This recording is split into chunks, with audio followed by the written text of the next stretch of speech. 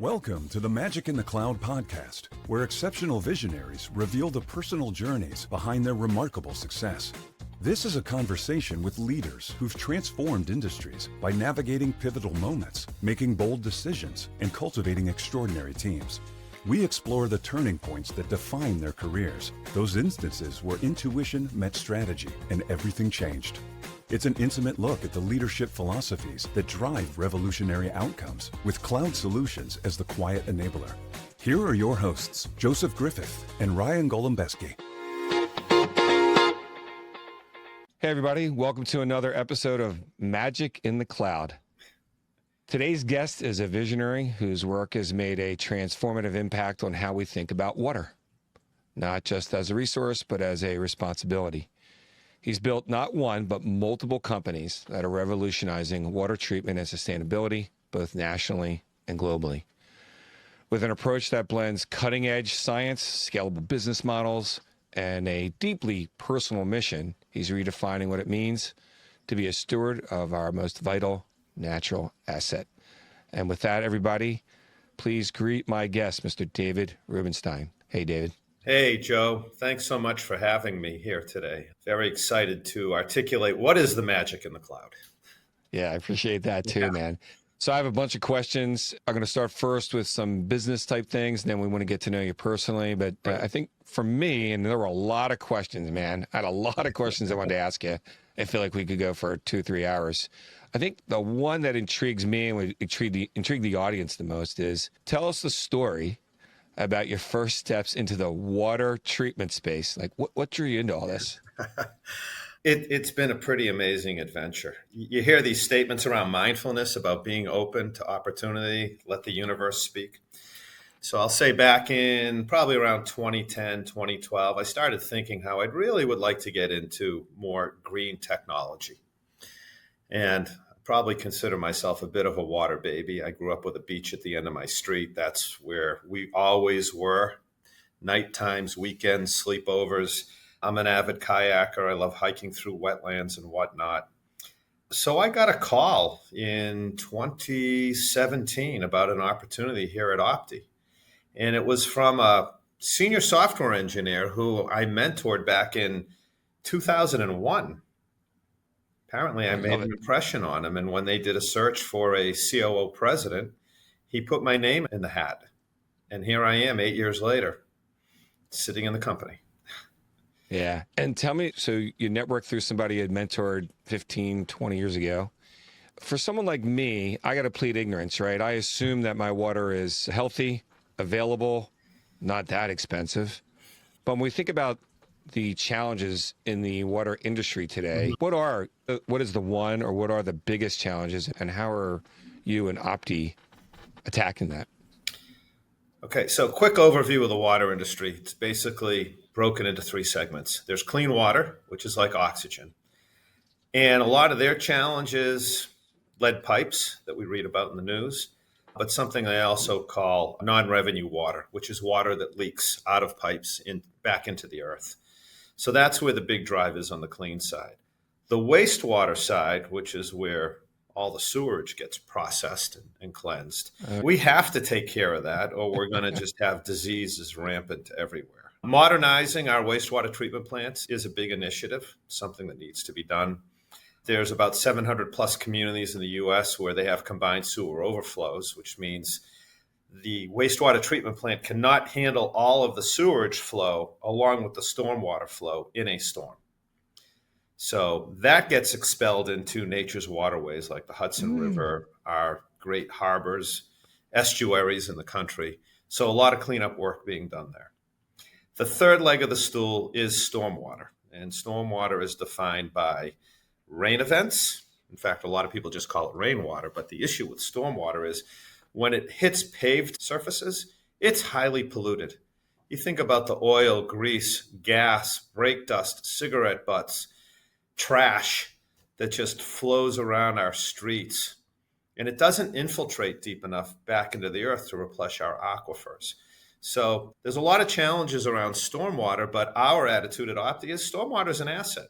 Let's capture it, find a way to clean it, and reuse it, whether it's for property irrigation or cooling systems or whatnot.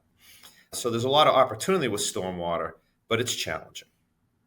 Yeah, when you say challenging, what does challenging mean? It could be tech, it could be money, it could be politics and egos. Oh, yeah. What's making it challenging? A lot of our methods on how we handle stormwater is based on gravity, or what people will say passive. Okay. Okay. Yeah, These sure. methods Sure. go all the way back to the Romans. Yeah, I was thinking Romans. Yeah, yeah. In fact, I Very was at a nice. water conference in Edinburgh, Scotland, a couple of years ago, and I was working with some colleagues from London, and they were cursing out the Romans, which caught me by surprise. Yeah. And they said they laid the original systems down. We've just been band-aiding on top of it ever since. And that's a lot of what goes on underground, because we don't see it, Yep. but that's where a lot of water is conveyed. So you got a couple of challenges. One is there's important regulatory issues to ensure safety, but also there are great methods like what Opti has and others around technology and utilizing technology so we don't have to be gravity-based. And Okay. what we see in the water industry is a very good case study of late adopters or laggard adopters, as defined in Crossing the Chasm by Jeffrey Moore. Ah, yes. So we look at those factors, those crossing the chasm factors, when we work with our customers, because late adopters are very practical. They have fundamentally sound questions. And most of people don't understand SaaS. So they think that SaaS is not secure because it's not on a server in their glass house. The reality is cloud software and SaaS is just a hosting mechanism. And it's actually, I will contend, much more secure in a government certified data center than it is in a regular old data center that you would find in any municipality or private company. Yeah, since I work in that space as well, I am surprised as to how often we have to start conversations with who understands SaaS software. We had that discussion today with a really large private equity firm Okay. that was curious as to whether or not the stuff that we do was feasible. And I'm like, these guys are educated, they know what they're doing. I go, but let's make sure we start with how many people have worked with a product called Salesforce and open APIs and all that. And the end of the conversation was, thank you so much. We didn't know it could do that. Yeah. And I'm like, I think for me personally, it's just a function of being in the space so long that I'm extremely open-minded to technology. Yeah. And I'm educated too. But you got to remember, most people, if someone's trying to keep our water safe, they're spending a much smaller percentage of their time on understanding the tech. They have a much different set of priorities. But so one little tip I use in these discussions is I just pull my phone out and ask anybody who pays for an app, and what is your app? All apps are cloud-based. Yeah, exactly. Right? Yeah. So at a human level, they begin to understand what does it mean. But we cannot go in and assume. That's a big mistake. Yeah. Hey, you mentioned I'm thinking about maybe this is a path that's not a challenge, but what about policymaking and what we think about governments getting things passed, politics and ego? How much, if at all, does that play into what you're trying to do? Regulatory plays heavily in what we do. So when you think of the United States with 50 states, from a regulatory perspective, it's almost like 50 countries. Right? Now, the EPA sets the bar for standards across all states, and then states can evolve the standard from there. So not only does the state evolve a standard, but then the county jurisdiction or a municipal jurisdiction may evolve standards even further along the way. We have a director of regulatory affairs, and she reviews key opportunities, particularly in new markets. And she works with regulatory bodies in different states to update their stormwater manuals to include technology like Opti's CMAC, which is continuous monitoring and adaptive control. Okay. And do we see any parts of the country where it's a little bit more challenging than other parts of the country? Or is it a challenge? Is it an equal opportunity challenge across the country? I'll say there are a few states who they're challenging for all the right reasons, but getting certification, getting approvals in those states, and I'll give you an example. Okay. Their approvals clear us with reciprocity in other states. So Washington State Department of Ecology has something called tape approval. And we're the only real-time control technology that has tape approval for Washington State, which gets us reciprocity into 21 other states. Ah, okay. Okay. Yeah. Now, there's going to be nuances in those different 21 states, and we're prepared to answer those questions and to work with the regulators. Yeah. And that's nice to hear. You remind me, I don't think when you and I were hanging out together a while ago, I don't think this was part of our interaction, but you always want to know if that birds of a feather concept works. Yeah. And I remember we had somebody in Europe talk about things they were doing with criminal justice system. And if you did it for the London folks, then everybody else followed suit. And we said it's not going to work in the U.S. because as soon as you tell Pennsylvania that you're working with Mass, they're like, yeah, we're not going to follow them. And so at least I guess what you're hearing is there's some embracing of, hey, if you guys did it and it was successful, we'd like to repeat that. So maybe a little bit less of an ego, although a lot of red tape still. Yeah, there is. Hydrology differs, and it's not based on political boundaries. So a little fun fact for you. The founding fathers looked at basically the watersheds in what we would say were the 13 original colonies and said, you know what, we should have 8 states because there's 8 watersheds here. And water doesn't know political boundaries. So some of the challenges we have is when the water flows into another jurisdiction, we need to solve both sides for both jurisdictions. Yeah. So probably our friends in California have to deal with that, right? Because I think they're the source of their water. I'm going to show my ignorance here. Okay. Does their source of their water? I think a lot of the water comes from outside the state. A lot of water comes out of the Colorado River. Yeah. Okay. An agreement amongst the Western states as to how they divvy it up. And that's the extent of my knowledge on that. Right. Yeah. Don't want to get into that political potato there, Right. hot potato. Yeah.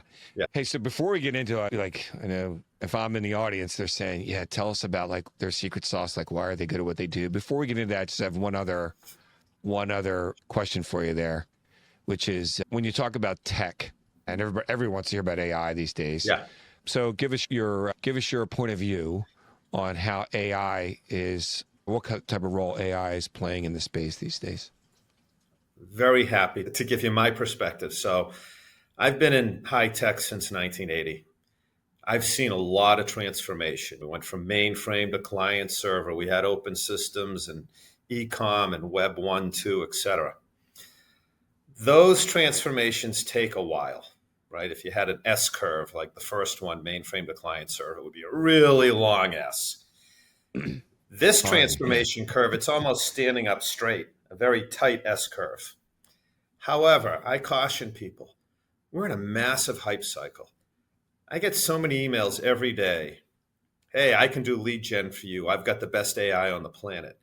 And nobody differentiates in terms of marketplace and who my audience might be. Everybody's selling on technology credentials. That tells me we're in a hype cycle, which will calm down when we get to the top part of the S. We do utilize AI. It's a great productivity tool for research. It can generate code for you. I'm not going to say that we're 100% in on AI, although I know I've got competitors who are saying they are, and their prospects call me and say, they aren't, Dave, you don't have to worry. It's a lot of hype speak. So you got to really peel into it to understand, does it work? And are you just going to default to the answer because it's AI? I wouldn't. I couldn't agree with you 100%. I experimented with bringing AI forward in the discussions for credibility. Yeah. And just like you mentioned earlier with SaaS software, all it did was scare people. Things like, what do you mean AI? Even just recording a conversation. Yeah. No one cares anymore that you're recording it. But when I started saying I'm bringing AI into our process, Yeah. they're like, whoa, we only have Copilot approved. How does that? Oh my gosh, what a can of worms. So people just are ignorant to it. So now I'm using it to benefit the client, but I'm not sharing it unless they're asking because of what you said. Everybody goes right to tech. Yeah. And I'm like, let me tell you, I think there were 13 search engines. Like, I think Google hit it. I think Google was number 13 or 11. Oh, yeah. Most people think it's always been Google number 1. I'm like, no, there were so many other platforms. So I think with AI, it's similar in that for now, I would put, hey, how well do you understand SaaS software in a government regulated facility? I would trust that more, bringing that forward than saying AI. So thanks for sharing behind the scenes. Yeah. So Now we come to my favorite question, which is, so what, dude? All right, so you do this wastewater treatment thing, and you got all this cool, like, what makes the company rock? What makes you guys so special? I like to say I'm really fortunate to serve an elite group of hydroinformatic, water resource, civil engineers, software engineers, who are all passionate about making our world a better place. We view that what we're doing is we're helping to heal the planet. We have a tagline, which is healthier communities, cleaner water. And when we see a hurricane approaching, our team is all over it. We call it Opti time. They're checking every site that's in the path of the hurricane. They will check in with the customers after the hurricane. And when a major city says to you, you saved a neighborhood from flooding, there's just no better self-actualization for this team than knowing that we keep people out of harm's way. Yeah. That's, I think, what I hear you saying, man, which is something I think you and I, we're just such strong believers of this. Yeah. He has great people. And if you could tell us a little bit more about how you uncover them, recruit them, hire them, retain them, mentor them, that'd be great. Is at the end of the day, I think we're seeing a big swing towards that. But for one of the few times in my career, I think most leaders mean it. I don't think they meant it most of the last 20 years or so. But I think we're starting to see that now where they're like, hiring great people is the differentiator. If you look at some leadership studies over the last 20 years, I'd say in the last 10 to 15, there's been a shift where people are seeking out authentic leaders, not command and control people. Look, as humans, we like routine, we like structure, we're social animals. But we also become more enlightened as time passes. And I really feel like we're in a position now where people, they're willing to work hard, but they want to work for leaders who are authentic, giving them the real deal. I love when one of my staff point out a mistake I've made because I announce a learning opportunity. Yeah, I love it. Who doesn't want to learn? So that's what we do. We look at mistakes as a learning opportunity. Yeah, and you mentioned earlier, a book. And I think and when we were getting to know each other or catch up with each other, you mentioned from time to time you guys do share books. Yeah. So what's the book that's on the docket now to help with a common message and create even more of a connection? So the book that I put out there for the staff, in fact, this past Friday, is The 4 Agreements. Are you kidding me? No, not at all. I love The 4 Agreements. Dude, it was an all-family read. Dude, The 4 Agreements changed me more than any other self-help book I ever read. Yeah. And you know what was interesting? It got referred to me. And I'm like, oh, great, another self-help book. And I read the first 3, which I know, act with integrity, do what you say you're going to do kind of thing.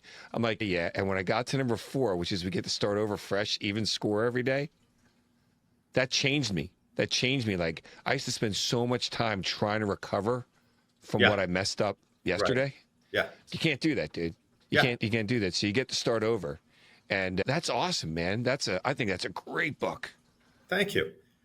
Yeah, so we've launched an initiative where we're defining our behaviors for our culture, right? Like most companies, we have our values, but values can be ambiguous, right? They're aspirations. And so we've gone the next step down to define the behaviors. And the first behavior we want to work on is be impeccable with your word. And that's the start of the 4 Agreements. So I figured at the same time, while we're talking about it, let's spend a few hours reading about it. Yeah, that's Miguel Ruiz. That's all right. Ruiz, I think, is the last name of the guy who wrote it. Yeah, it's Toltec wisdom from Mexico. Yeah. And then he wrote another book called The Mastery of Love. Yes. That follows on that. And we could probably do a whole talk on that one, dude. I should read that? Yeah, I think the coolest thing is, remember the book, The Outliers, right? Oh, yeah, I love that. Remember the concept of 10,000 hours? Yeah. I'm like, hey, man, I'm not that smart or anything to be in the right place at the right time and all that, but I could do the 10,000 hours thing. Yeah. And he has a couple sections in the book, and he found these people that are like 100 years old and been together for 80 years happily. And he talks a little bit about that secret sauce. Yep. And not this, I won't steal all the thunder. It's right in front of you. I think sometimes you were telling earlier about making mistakes, man. I'll never forget. Like, I think that was another place where I don't even know where I learned that, but being able to raise your hand and go, hey, made a mistake. Yeah. It's like, I get way more out of making a mistake than I do in something. Yeah. That's great, man. I appreciate the background on the business. Anything out about Opti and what you do and how you do it that you want to share with people? So our secret sauce is we are monitoring the weather forecast. We know what the conditions are on the ground in a given geographic area. So we may be managing stormwater ponds, which are on the highways next to large parking lots. Sure. So when we see that the forecast is telling us a storm is coming, we know how much is going to fall based on the forecast. We calculate how much is going to flow into that pond. We know how much is already in the pond. We'll draw it down before the storm shows up. Okay. Under the passive world, there's no drawdown. It works like your bathtub with an outflow hole at the top. But if the rain's too intense, it's going to overtop and flood out. Sure. Right. Now, if that water has been sitting in the pond for a while, let's say 2 weeks, a lot of the pollutants have already dropped to the bottom and it's being munched by Mother Nature into the earth. Okay. The water flows out cleaner and it might be flowing into the wetlands like the Chesapeake Bay. Okay. It might be going to a wastewater treatment plant like we do in Albany, New York. The other thing we do is if it's going to a wastewater treatment plant, we can read the sensors at the treatment plant and determine whether to send the water or not, because we do not want to create a combined sewer overflow problem by sending stormwater in while it's processing sewage water and there's no capacity to do both. So we call that the smart watershed. And we're lining that up to help heal a couple of major estuaries in the country.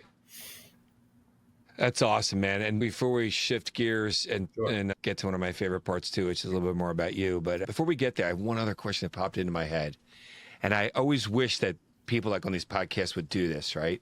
Which is, so what if, so I'm sitting there going, so what's the one thing I could do today for my township to make a difference in all this? What's the very hands-on, tactical drive to the township building and do this? Okay. What could one person do to make one little bit of difference in the space? So if you have an area in the town that floods for the simplest reasons, like it just happened to rain, if you know that there's a combined sewer overflow problem, maybe into some natural areas where you like to go fishing, then bring OptiRTC to town officials' attention, because we can implement solutions that cost about 20% of what the conventional current practices are. So if you want to save taxpayer money, if you want to have immediate results without waiting for a 5-year plan, which a lot of towns do, we can move fast. We've got a couple implementations that actually were signed at the end of April, and they will be implemented before the end of June. And not only does it save on the capital expenditure side, but the operating expenses are also, there's a savings there. I think that's great advice. And think about whoever's watching this podcast. There's not a single person who doesn't know one place that floods on a regular basis in their township. And I think that I guess I'll wrap up the business side by inferring from what we're talking about that we're still in this education mode, like where a lot of municipalities are just using the old school way. Go back to the Romans. They're just using their old Roman-based infrastructure, and they're putting patches on, and a lot of people are just not aware of the innovation in the space. Yeah, and if you don't mind, I'd like to share another innovation for the homeowner. I'd love it. Owner. Oh, yeah, the homeowner. Right? I love it. Yeah, it's good to So to the personal level. We work with a company called RainPlan. You can find them at rainplan.io. They will find grant money to help you solve any water challenges you have on your property. So you might want to put in a rain garden, which is actually a technical way of saying a beautiful flower garden. Of which I have one with an Italian rain barrel that feeds the plants, and didn't know I might be able to get a grant for it. Yeah, if you go to their website and put your address in, they'll tell you what the incentives are, and then they'll help be a matchmaker for you. So we do the large scale stuff, and RainPlan's taking care of residentials. The individual residential. I like it, man. That's awesome. We definitely want to promote that. This is all awesome, man. Let's talk a little bit about David Rubinstein. I got a whole hour of conversation here. You mentioned earlier where you grew up, but Cheryl, and you were close to the beach. So I think that shaped your love for water. But tell us a little bit more about growing up and two or three or things or people that influenced who you are today? Sure. So I grew up in a small town north of Boston called Beverly. It was at one time part of Salem. So everybody knows the Salem witches, give you an idea where we are. Yeah, sure. The good and the bad. Yeah, exactly.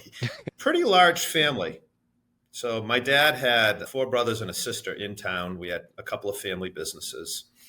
And I learned a great deal. I worked in a sheet metal shop at the age of 16. I had the Teamsters filing grievances against me. So I really had to learn how to work with people and be accepted by people from all walks of life. Yeah. And that's had just an enormous impact on my life. And then the amount of community engagement that my father, his brothers and sister had all around our town, being involved in just the development of the town, assisting different organizations in times of need or individuals and whatnot, just had a big impact on my life. And it feels trite when somebody says to me, so who's the one person who really impacted your life? It was my dad. He just gave me solid values to care about other people. And he said, I don't care what goes on in other families. I care about this family and that we have good health and we get good education. And it taught me not to try to keep up with the Joneses and just have gratitude for what you have. I really like that, man. It's oftentimes, I think in life, many of us look for mentoring and life's lessons a little further out, right? And I like to say that oftentimes they're right in front of you. And there it was, your dad. And I'm sure you were a regular kid. You probably told your dad he drove you crazy half the time. Like, why'd he put you in that job? You're probably cursing him out all the time. But in the end, he's just pounding like someone said, I don't care whether you like it or not. I just want to make sure you know it. Yeah. But Dad, I don't care. Do you understand how this works when you have to meet people who don't come from the same background from you or don't have the same point of view or have different expectations? Yeah. It doesn't make anybody a bad person. We're different. That's all. Yeah. Hey, how about tell me something about you that people don't know or often misunderstand about you? I would say oftentimes you'll find that I'm quiet in a meeting and that I'm listening and I'm processing. And many years ago, a CEO I was working for, I'd come in the morning and I'd say, I was thinking about such and such last night. And this is what I'm thinking. And he came to me one day and he said, some of the most valuable moments we have in this company is when you walk in and say, I was thinking something through last night. And he said, you're a Muller. You think things through. And now I'm learning that I'm not going to get an instant answer from you, but I'm going to get a more valuable one if I wait. And I feel like so many of us in business I don't know if they're enamored anymore, but this whole Harvard Business School technique of you speak up in the classroom. You can get a lot of bravado. You get people who pontificate. Are they actually saying anything of any value? So one thing I've learned is to be patient with others who mull things through too, because I know when they have something to say, it's going to be valuable. I love that. It was just recently, like the last year or so, some of it centered around the political climate, right, with a lot of emotion flying around. But I was actually talking to my son about something else, not about politics. Yeah. And I was asking why he thought this person couldn't do this certain skill. And before I could get finished, I said, is it lack of aptitude or just not trying? And he cut me off and said, not trying. Like most people don't try. And the more we talked about it, we came up with this concept called 55 and 5. And that is, if you ask someone, if you give them an hour to think about something, most people spend 5 minutes thinking about it and 55 minutes being emotional. Okay. And I said, but if you spend 55 minutes mulling it over. Right. Now, the 5 doesn't disregard or disrespect the emotion. The 55 honors the 5.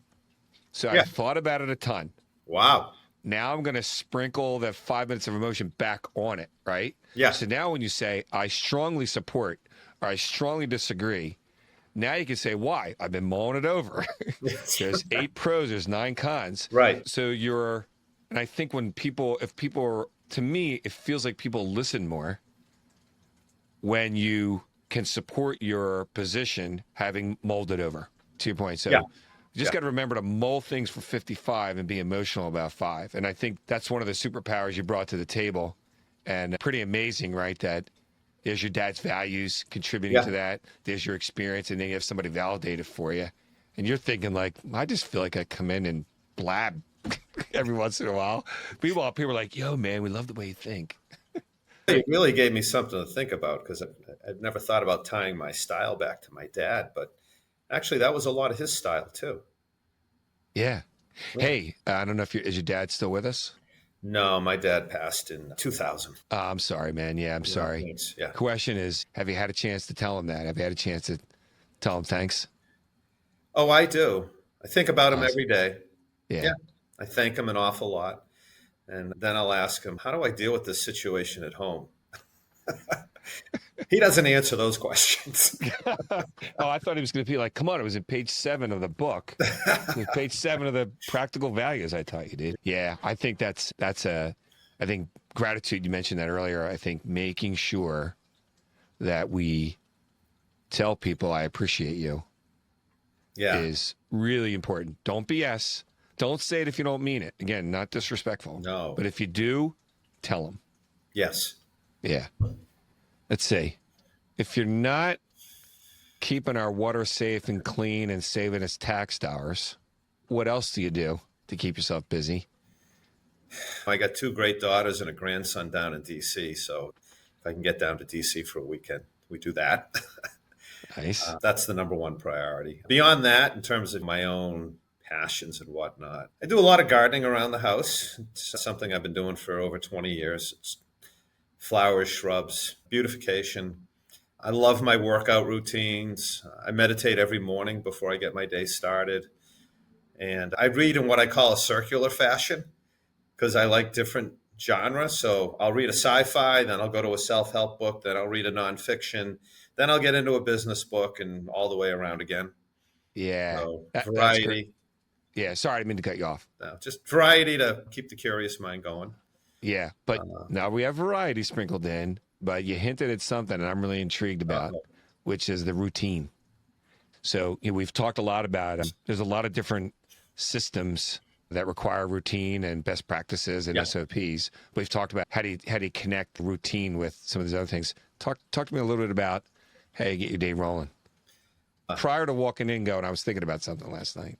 Yeah. What happens before that? So I'm a big James Cleary fan, Atomic Habits. So I got a little habit stack to start my day. My day starts actually at night. I get the coffee prepared and ready to go. So when I come downstairs in the morning, which is usually about between 5:30 and 6, I turn on the coffee. I go into my home office and I sit down and listen to a guided meditation for about 15 minutes. Then I do some stretching and I have a regular routine. I do 30 push-ups every morning. So that's my little starter up. And then I like to bring my wife a cup of coffee and Cheerios while she's still sleeping so she can watch the news in bed. And I take off for the gym. Yeah. So you hit and this is 5 days, 7 days, every day, most days? The gym is probably 4 to 5 times over 7 days. Yeah. Or some other type of workout. I might go for a run. And then most days I walk to the trolley line from my house, which is about a mile. And that gives me about a 40 minutes of reading time on my commute into the office. And then for work all day, like most of us, in the evening, I have a reverse commute. And then we'll have a nice sit-down dinner. And I usually go into my office and I'll do a little bit of writing. I find writing to be a very cathartic exercise. I like to journal. So I do things like that, or I'll play around with an AI tool. I'm doing some crazy cartoons of Friends and that kind of stuff. Yeah. And at some point in time, I'd like to write a book. I'm getting all my journal notes organized around that. Nice. And have you, sorry, I was speaking for myself as well, because I think I have 3 to 5 ideas about a book. Yeah. Are you allowed to share with us any hints as to what the book might be about? I'm toying with a few different ideas. So my daughters have this expression, here comes a Davism. What's a Davism? It's just metaphors I enjoy, like life is not a dress rehearsal. Yeah. Those kinds of things. I've got a running list of those kinds of things. My wife and I have a running list of golf excuses. Nice. Right. That's a nice, We'll publish that at some point in time. But from a true book perspective, I'd like to put something together that just gets into the world of business and how crazy things can be. It'll all be centered around people. Yeah. and utilize it as lessons learned. Make it fun, but make it informative and educational. That's great, man. I appreciate it. And I would, of the few people I've talked to about writing a book, I go, what's your advice? They go, get started. Get started, yes. You're like, because my list of books is crazy too. And I'm like, you know what? I just got to get started. And I think it's great that you want to do that. And I know it would be of value to so many people. Hey, this is the last question about, and you might say author, but if you weren't doing all this, what would your alternate life look like? Like, what if you could just do something cooler or different, would you? And what would it be? Oh, yeah, for sure. So a couple of things there. I want to maintain a connection to the environment, so I would probably volunteer for, say, the Charles River Watershed Association, Cool. which we participate in at Opti, and the river is very close to my home, so helping out with something like that. I do executive and career coaching on the side, and I've thought about expanding that into a larger practice. So I have that in mind. Right now, I want Opti to be implemented around the globe. Right now, we're just in the US, a little bit in London. So I want to get that global goal happening, and then I'll really start to think about alternatives. Yeah, man. Thanks for sharing all that. And I'm really glad we had a chance to talk because I really enjoy your company. I enjoy talking to you. I find you to be very inspirational. I love your sense of humor, the fact that you're authentic. And I can't tell you how much I appreciate what you're doing for the environment, specifically around water. It's our most precious resource, right? And I appreciate all your efforts there, yours and the organization. Where can people reach you? Could you share your contact info? Yes. So I can be found at D Rubinstein at OptiRTC.com. And that would be DRUBINSTEIN. Some people spell it with EN. That goes to the owner of the Baltimore Orioles, not me. Oh, nice. I'd have to own the Red Sox if I were going to own a baseball team. It's for sure. But not this year. So you can find me there. You can find me on LinkedIn. My URL there is David Rubinstein, Boston. So okay, cool. I have a little pride in my city. I love it, dude. I love it. I really appreciate it. I'm sure our listeners are going to love the conversation. Magic in the Cloud and I appreciate podcast being a part requires of this more today. than a conversation. Thanks for being here. It takes action. Thank you. I learned research, things about and myself. collective I wisdom. appreciate your question. If today's episode resonated with This you, brings we'd us love to to hear the your insights. end of another Join the episode. I'll conversation see and help us everybody on shape the the next one. future together. Thanks, Dave. Thank We'll you. be back with Magic in the Cloud podcast requires more than a conversation. It takes action, research, and collective wisdom. If today's episode resonated with you, we'd love to hear your insights. Join the conversation and help us shape the future together. We'll be back with more stories, strategies, and real-world solutions that are making a difference for everyone. In the meantime, be sure to subscribe, rate, write a review, and share it with someone you think would benefit from it too. Thanks for listening, and we'll see you on the next episode.